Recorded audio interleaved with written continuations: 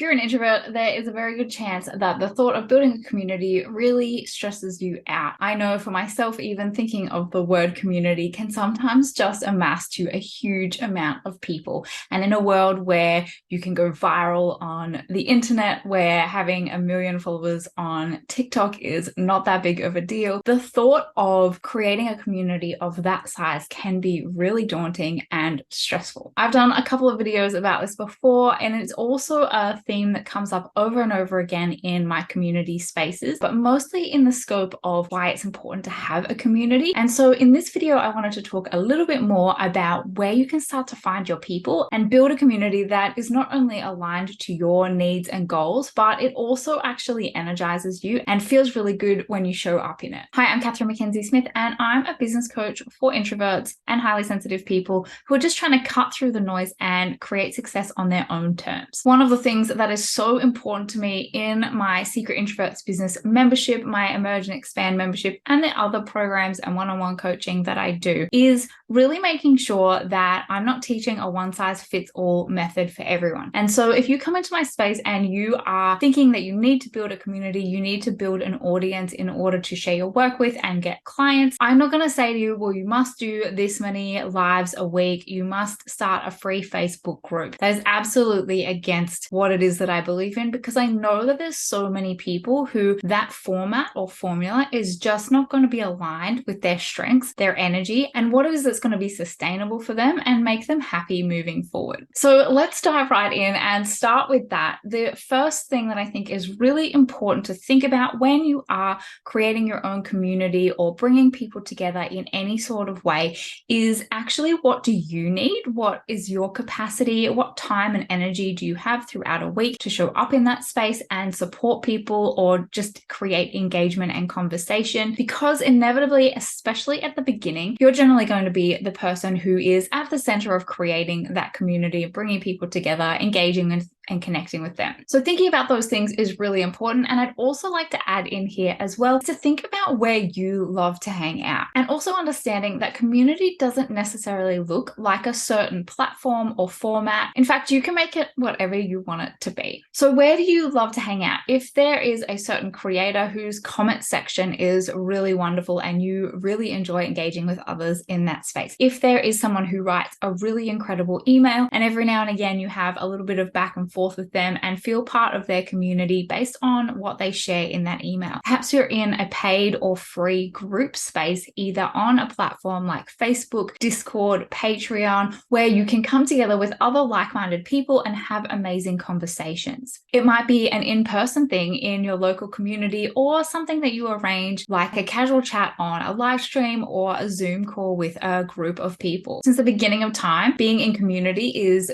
part of the human experience. And so there's obviously a million different ways that this can look. And the important thing is working out what you really enjoy and how you can start to cultivate that by bringing people together in your space. Now, my second point is to find where your people are. And there's a very good chance that the way that you like to connect and commune with others is very similar to what your ideal clients are also looking for. But especially early on, when you're in the building phase, when you're just starting out, thinking about other places that your people might be, what else they might be interested in, is a really great way to go outside of your organic network and start to build connections in other places. This might be joining other groups like Facebook groups, LinkedIn groups, Discord servers, where your ideal clients may be hanging out. So it might be a similar group to one that you are creating. It might be a lateral group. So say you are a mindfulness coach, you might find that there are plenty of people in yoga groups, well-being groups, things like that, that you can go into that space and share what you're working on and maybe find some of your people in there. So after you've kind of got an idea of where you like to hang out and what it is that you're looking to create, then it's looking to your organic network, the people you are already connected with, and reaching outside of that to find other spaces where you think your people might be. I know that this can be daunting at the start, but you can join groups and observe and look out for opportunities to connect with others in a way that I think is so much easier than trying to do it in person person, which I think is actually really ideal for introverts. You can set a timer and go into a space for a limited amount of time so that you make sure you're not giving too much energy to any of the communities that you're a part of, but that you're still observing, showing up, and connecting with other people. The next one is a really practical step, and it's just picking a platform that is going to work for you. Instead of going all in on something that you're not sure whether you're going to like, it's a really great idea to get started with something that you're already doing and maybe put some more intention into it. One of my amazing Emerge and Expand members invited her followers to be part of her close friends list, where she started to share some of the things that she's working on behind the scenes, and creating a community that is quite low pressure, doesn't really involve a lot on either side, but is actually a really effective way to get in front of the people who are most likely looking for what it is that you provide. If social media isn't your thing, there are platforms like Substack, Medium.com, and just building your own email list that are going to allow you to share your thoughts, document your journey, and do it in a way that maybe isn't quite as intense on the nervous system and your energy as it might be to, say, create a Facebook group that you need to show up in on a regular basis. Facebook and other specific community spaces like that are obviously quite accessible because a lot of people are already used to being in those spaces. It's free to set up, but it does obviously require a little bit from you to have a plan and an intention to set that up and be posting in there regularly, bringing people in and connecting with people in that way. I'm a big fan of documenting your journey and sharing with your community, not just the things that are your area of expertise and the things that you guide your clients through, but actually parts of yourself that are going to stand out to people who are most likely going to connect with you and resonate with you more. This could be as simple as sharing little snapshots of your day, things that you are absolutely in love with right now, things that you collect that are going to give people an insight into who you are as well as what it is that you do. As humans, we're always looking to relate to other people. And so when we can do little parts of this in amongst all of our other content we're creating, it's a really great way to start building connections with people without having to be in full-on conversations with everyone. The next step here would be to think about what that bigger journey looks like. If you're inviting someone into a community of some sort, whether you're inviting people to join your newsletter list, having them all come together in a more intentional community space, or sharing little parts of your journey and inviting them to follow along, it's really important to have somewhat of a journey mapped out for people so that they know what the next step is if they'd like to learn more about your work or how they can connect with you further. I think of this as the bigger ecosystem of your business, and it becomes a really natural way to invite people to connect with you in different ways so that they stay in your ecosystem and really do become a part of your community. Once again, this process can look like what is going to work best for you, but doing things like having some way that people can opt into your email list, having a little gift or thank you for when they do subscribe, inviting them to follow you on your favorite platform or join your group space somewhere, and then remembering to mention and announce when you have new offerings or you're looking to take in new clients creates a bit of a journey for people so that when they outgrow being a part of a free community or your free content and they're still looking for more, they have other options of how they can go deeper with you, work more closely with you, and get more support from you in a different way. I know for many people that the thought of how much you have to give in these spaces can be a massive energy drain before you've even started. And what I notice happens a lot is that people either don't start from the get-go because they already feel like it's going to be such a huge time and energy investment with no promise of any return, or they do it with the intention that they want to make sure that every day their involvement in holding space in that community is leading to a sale in some way. This is such a shame because these are the two ways to not build a community, and it's about finding a middle ground between giving heaps of great value, being that support, creating that connection, and also every now and again having an amazing invitation for people and maybe something a little bit VIP that your community gets out of being a part of that valued community. I always think of Gary Vee's sentiment in thinking about how to give back in the give, give, give, ask mentality, or what he calls jab, jab, jab, right hook, so that I'm always giving 3 times more than I'm asking people to buy something from me. Now, you might be wondering, oh my gosh, I'm already exhausted enough with the to-do list that I already have, building my business, trying to get myself out there, and just trying to put content on somewhere like Instagram without even thinking about building a community. I totally understand.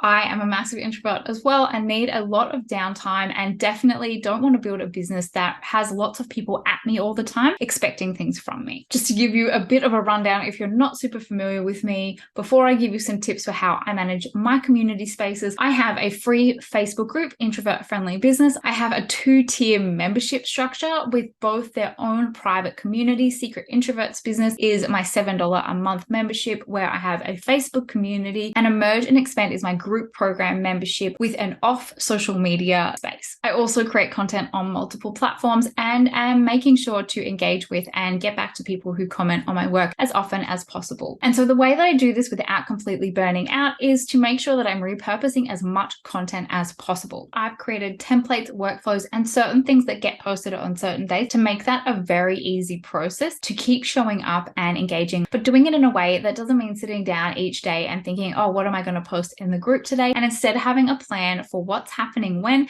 and getting that scheduled in to make sure that it goes out on certain days. What this also does is creates a bit of consistency for my members and really helps me set boundaries and intentions to manage and maintain my own energy and how I show up in those spaces. One thing that I say to my members all the time is that this is your business and it's so important to do what's right for you. If at any point in time something doesn't work or it doesn't feel right or it's starting to really burn you out and you feel that you're not enjoying it, it is absolutely your prerogative to decide to make a change, move in a different direction, or close something down altogether. There is no point in doing something that you do not enjoy and it's just making your life so difficult, and that is not why we're creating businesses. I always find that if you communicate with your people and you're open and honest from the get-go, people will generally respect that. Plus, it gives them permission to do that in their own lives as well. This is such a big topic, and there are so many different directions that you can go in when you're building your community. I genuinely don't think there is a right or wrong way. It's really just about testing things out, trying things, tweaking, evolving them, and finding the community space that is going to work best for you. It's going to attract the people that you most want to connect with, that your work can really support. So let me just recap that again in case you'd like to go back through and think about what you want your community to look like. The first thing is to think about what you really need and where you really already enjoy showing up, both as a participant and when you're creating content and showing up in your business. The next thing is to do a little bit of research and try to find some spaces where your ideal clients are already hanging out. Join in there, observe, start to engage with some people, and really think about the fact that as a more introverted person, there's a good chance you're going to be slowly and gently building your community instead of looking to aggressively overnight build a huge community space. The thing that I love about this is that you can do that one person at a time and iron out a lot of those kinks and things that need to be tweaked and changed along the way. The next is to either show up on a platform you're already on and enjoying, or to pick a platform where you can share parts of your journey with people who are most likely going to connect with you. Whether that's little behind the scenes,